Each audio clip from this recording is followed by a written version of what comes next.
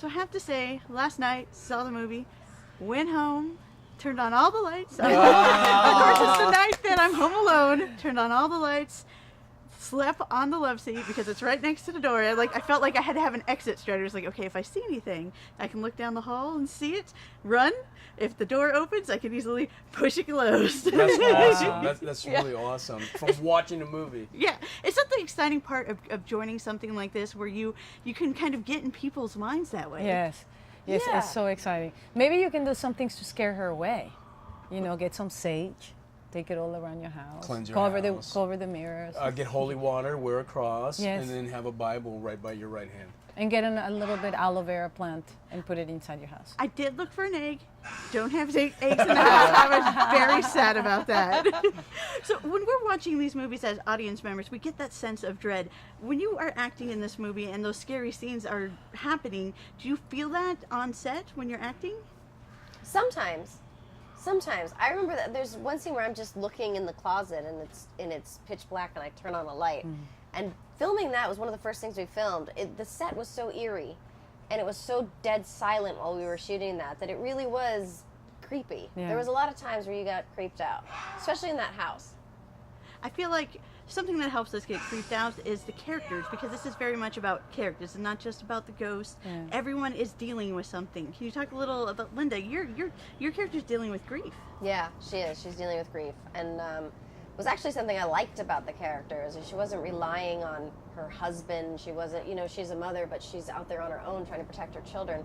And the story's really about 3 different mothers. It's about La Llorona, who's, she commits matricide. She's just the most terrible thing anybody can ever think of and is tortured for eternity because of it.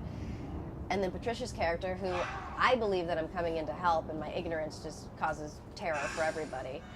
And then myself, and the idea that it's these 3 different mothers, sort of, and the arcs were all different from the beginning of the movie to the end of the movie. I thought that was really fun.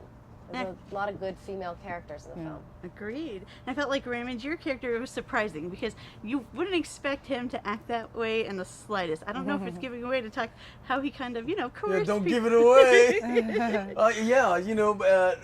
The character is faith-based, and he's a spiritualist, and he has to come up with this magic to help combat this evil entity. And, there's no book written on how to do this.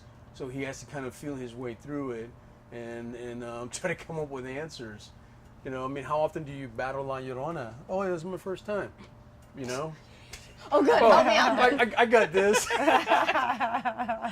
Now, after acting in this movie, what do you think makes a really good horror film? What is just that key ingredient that you have to make it through? That the audience goes home and has to sleep with the lights on. Yeah. I think you have to buy into what the characters are going through. Yeah.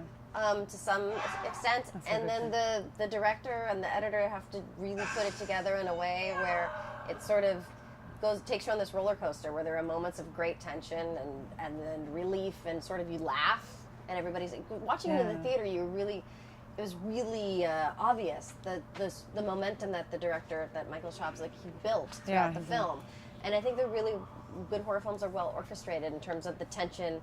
The release of that tension. It's like a choreography almost. And it's really like that. But also I feel that there are stories that somehow they can be relatable. Because that can happen to anybody. And timeless. They have to be somewhat timeless. Like it doesn't really have to be now. It could be in the 70s. It could be in the 1800s. But it's the concept that scares you. And any story about a pissed off woman is pretty scary. Did you guys know about this folklore before going into it? I mean, I'd never heard about it, and then I actually had a friend in the screen who's like, my mom, I swear, told me this when I was a child to make me go to bed. Oh my gosh, yeah, we grew up with it. That's very real to us. She's not La Llorona is not a story. She's an entity. And we grew up with it. We've heard her. We've taught her. We don't stop believing in her just because we become adults. I mean, she's very, very real. I'm sorry, if you told me that story when I was going to bed, I would just stay up all night. Oh, I would never have slept. Right? Yeah. No, I was still am. And they would tell me stories on set, and I would be terrified. She was like, but no. I was like, I don't want to hear it anymore. And Keep the children were great because they were so protective of the kids. I wasn't. They asked me if La Llorona was real, and I said yes, she is, and I meant it. And they believed you, I'm Oh sure. yeah, They of loved course. them. Okay.